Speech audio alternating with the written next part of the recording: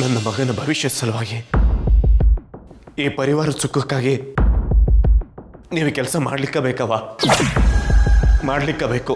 ನಾನೇ ಸಾಯಿಸಿದ್ದು ಪೂಜಾಕನ್ನ.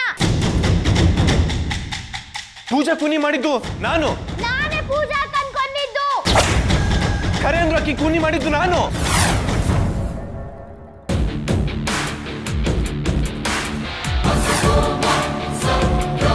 ನೀವು ನನ್ನ ಮಾತು ಕೇಳ್ತಿದ್ರ ಸೂರಜ್ ಅಣ್ಣನ ಬದಲಿ ಪಪ್ಪ ಜೈಲಿಗೆ ಹೋಗ್ತಾರೆ. ಪಪ್ಪಕ್ ಫಾಸಿ ಆಗ್ತದಂತ.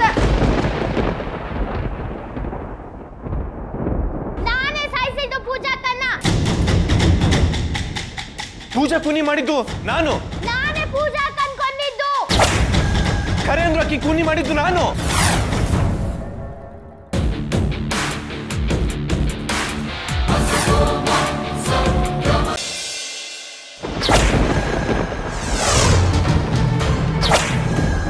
ಪಪ್ಪ ಬಂದ್ ದಾದಾ ನುಳಿಸ್ಲಿಕ್ಕೆ ಹಿಂಗ್ ಸುಳ್ಳು ಹೇಳಿಕತ್ತಾಳೆ.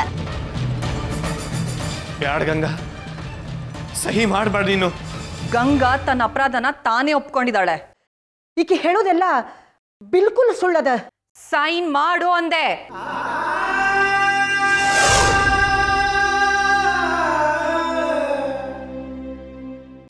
ನೋಡು, ನಂಗೆ ಹುಷಾರಿಲ್ಲ.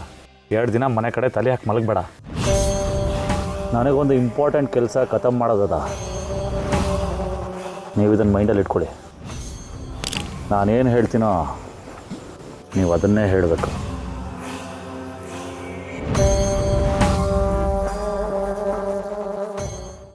ಇವ್ರಿಗೆ ಹೆಂಗೆ ಗೊತ್ತಾಯ್ತು? ಅಣ್ಣಾರು ಹೇಳಿದ್ವಾ ಏನ? ಇಲ್ಲ ಇಲ್ಲ, ಕೊಲೆ ನಾನ್ ಮಾಡಿದ್ದು. ನಾನೇ ಕೊಲೆ ಮಾಡಿದ್ದು. ನಂಗೆ ಕೊಲೆ ಮಾಡಲ್ ಬತ್ತು. ಅಣ್ಣಾರು ಪೂಜಾ ಅಕ್ಕನ್ ಕೊಂದಿಲ್ಲ. ಅವರಿಗೆ ನನ್ನ ಧೈರ್ಯನೂ ಇಲ್ಲ. ಸೂರಜ್ ನಂಗೂ ಅಷ್ಟೇ. ಅವನ್ ಹೆದು ಬುಕ್ಲ. ಅವನಿಗೆ ಬರೀ ಸಿಟ್ಟು ಬತ್ತು ಅಷ್ಟೇ.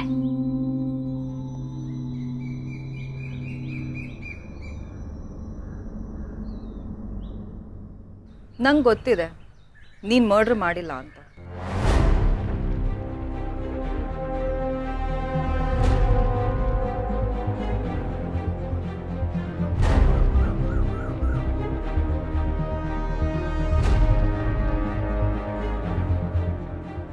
ನನ್ಗಿದೂ ಗೊತ್ತಿದೆ ನೀನು ನಿಮ್ಮ ನಿರಂಜನ್ ಅವ್ರನ್ನ ಹಾಗೆ ಸೂರಜ್ನ ಉಳಿಸೋ ಸಲುವಾಗಿ ಈ ಅಪರಾಧನ ನಿನ್ನ ತಲೆ ಮೇಲೆ ಹಾಕೊಂಡಿದ್ಯಾ ಅಂತ. ನನಗೆ ಗೊತ್ತಿದೆ ಗಂಗಾ, ನೀ ಕೊಲೆನ ಮಾಡಿಲ್ಲ ಅಂತ.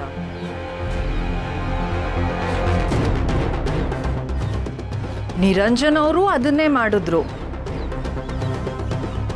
ಅವ್ರ ಮಗನ್ ಉಳಿಸ್ಕೋಬೇಕು ಅಂತ, ಅವನ್ನ ಜೈಲಿಗೆ ಕಳಿಸ್ಬಾರ್ದು ಅಂತ. ಆದರೆ ಸತ್ಯ ಬೇರೆನೇ ಇದೆ ಗಂಗಾ. ನೀವು 3 ಜನನೂ ನಿರಪರಾಧಿ ಇದ್ದೀರಾ.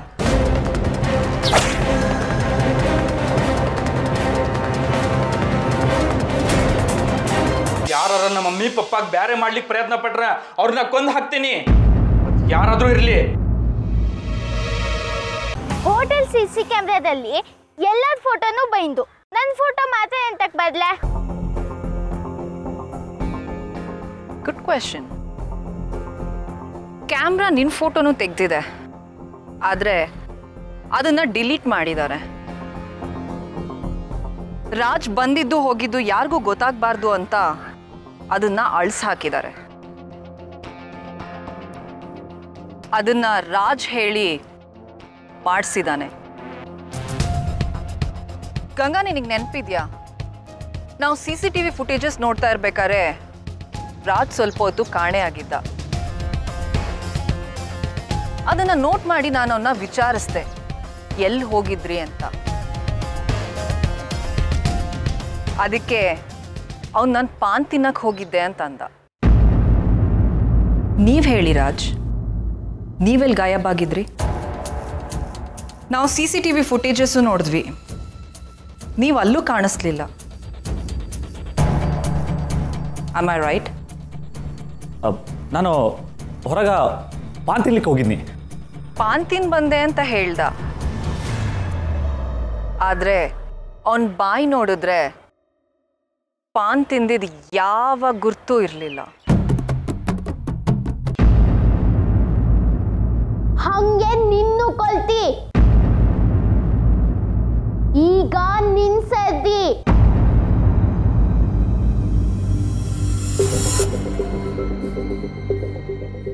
ಏನು ಹೇಳ್ತೀನಿ ನೀನು? ನನ್ನ ಮುಂದ ಸುಳ್ಳು ಹೇಳ್ತಿ? ಸುಳ್ಳೆಂತ ಹೇಳಿ ನಾನು? ಪೂಜಕನ್ನ ನಾನೇ ಚಾಕುಯಿಂದ ಚುಚ್ಚಿ ಚುಚ್ಚಿ ಕೊಂದಿದ್ದಿ. ಸುಳ್ಳು ಹೇಳ್ತಿ? ನೆಟ್ಟಿಗೆ ನಾನು ನಿಂದ್ರಾಕೆ ಬರೋದಿಲ್ಲ ನಿಂಗ? ಚಾಕು ತಗೊಂಡು ಚುತ್ತಿ? ಪೂಜಾನ ಕೊಲೆ ಮಾಡಿದವನ್ನ ಹಿಡಿಯಕ್ಕೆ, ಹಾಗೆ ನಿಮ್ಮ ಇಡೀ ಕುಟುಂಬನ ರಕ್ಷಣೆ ಮಾಡಕ್ಕೆ ಗಂಗಾ ನನಗೆ ತುಂಬ ಹೆಲ್ಪ್ ಮಾಡಿದಾಳೆ. ಗಂಗಾ ತನ್ನ ಲೈಫ್ನೇ ರಿಸ್ಕಲ್ಲಿಟ್ಲು ನಿಮ್ಗಳ ಪರವಾಗಿ. ಅವಳಿಗೆ ನಿಮ್ಮೆಲ್ಲರ ಮೇಲೂ ತುಂಬ ಪ್ರೀತಿ ಇದೆ, ಸ್ಪೆಷಲಿ ಅಜ್ಜಮ್ಮನ ಮೇಲೆ.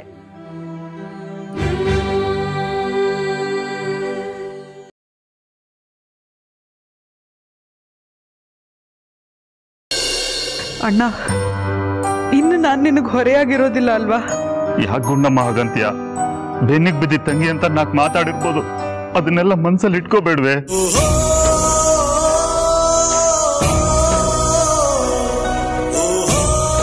ಅತ್ಗೆ, ಇನ್ಮೇಲೆ ನಿಮಗೆ ಕಾಟ ಕೊಡೋದಕ್ಕೆ ನಾನು ಇರೋದಿಲ್ಲ. ನಿನ್ನ ರೇಗೋಷ್ಟು ಬೇರೆ ಯಾರನ್ನ ರೇಗಿದ್ರು ನಂಗೆ ಸಮಾಧಾನ ಆಗಲ್ಲ ಕಣೆ. ಇನ್ಮೇಲೆ ನಾನು ಏನು ಮಾಡಲಿ? ಅಷ್ಟು ಸಿಟ್ಟು ಬಂದರೆ ನನ್ನ ಮನೆ ತನಕ ಬಂದ್ಬಿಟ್ಟು ನಂಗೆ ಬೈದ್ಬಿಟ್ಟು ಹೋಗ್ಬಿಡಿ, ಸರಿನಾ?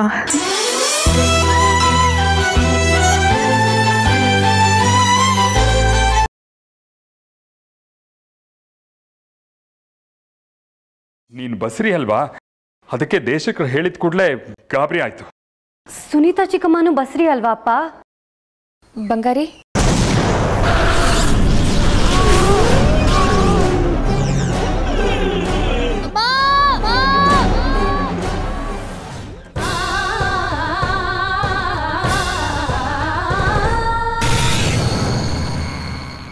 ಸುನೀತಂಗೇನೂ ಆಗಿಲ್ಲ, ಪ್ರಜ್ಞೆ ತಬ್ಬಿದ್ದಾಳಷ್ಟೇ. ಆದ್ರೆ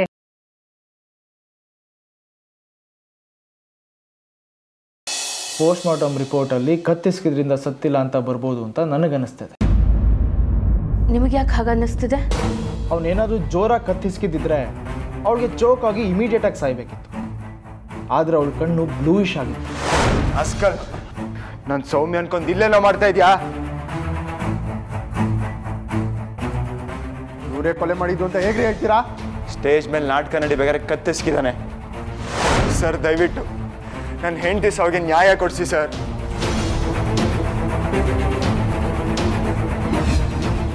ಹೆಂಡತಿ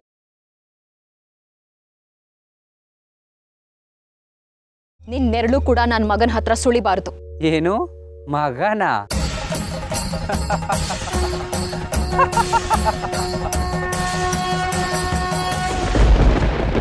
ನನಗೆ ಗೊತ್ತಿಲ್ಲದೆ ಈ ಮನೆ ಹೊಸಲನ್ನ ನೀನು ದಾಟೋ ಹಾಗಿಲ್ಲ.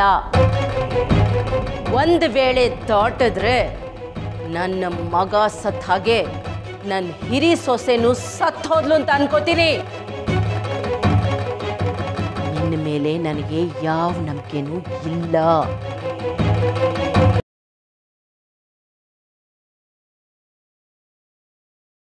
ಆವಾಗವಾಗ ಗಂಡನ ಹಿಂದೆ ಮುಂದೆನೂ ಓಡಾಡ್ತಾ ಇರಬೇಕು ಕಣಮ್ಮಿ. ಇಲ್ಲದೆ ಹೋದ್ರೆ ಮೂಗ್ದಾರ ಇಲ್ದಿರೋ ಹಸು ಎಲ್ಲೆಲ್ಲೋ ಓಡಾಡ್ತದೆ. ಅವನು ಮನೆ ಒಳಗಡೆ ಇದ್ರೂ ಅವನ ಮನಸ್ಸು ಮನೆ ಒಳಗಡೆ ಇರಬೇಕಲ್ಲ. ಅವನ ಆಫೀಸ್ನಾಗೆ ಹುಡುಗಿರು ಕೆಲಸ ಮಾಡ್ತಾರೆ ಕಣಿ.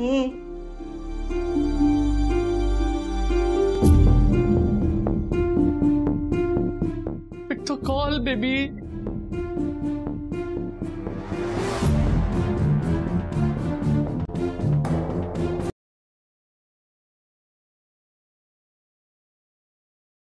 ಓ ಮೈ ಗಾಡ್, ನಿಮ್ಗೆ ಅದು ಗೊತ್ತಿಲ್ವಾ? ಇನ್ನೇನು ಮಾಡ್ತೀರಾ ನೀವು?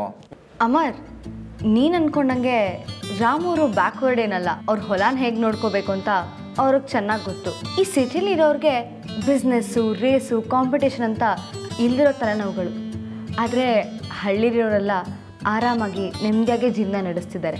ರಾಮು ಅವ್ರಿಗೆ ನಿನ್ನ ಸೋ ಕಾಲ್ಡ್ ಡೆವಲಪ್ಮೆಂಟ್ ಬಗ್ಗೆ ಇಂಟ್ರೆಸ್ಟ್ ಇಲ್ಲ. ಇನ್ನೂ ಸಿಂಪಲ್ ಆಗಿ ಹೇಳಬೇಕು ಅಂತಂದರೆ he doesn't give a dam about it.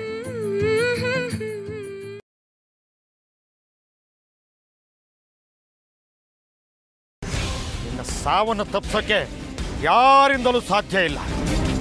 ಆ ವಿಧಿಯಲ್ಲಿ ನಿನ್ನ ಸಾವು ಹಿಂದೆ ಆಗಬೇಕಾಗಿದೆ. ಹಾಗೇ ಆಗುತ್ತೆ. ಪಾರ್ಥ, ನಿನ್ನ ಅಂತಿಮ ಯಾತ್ರೆಗೆ ಸಿದ್ಧನಾಗು.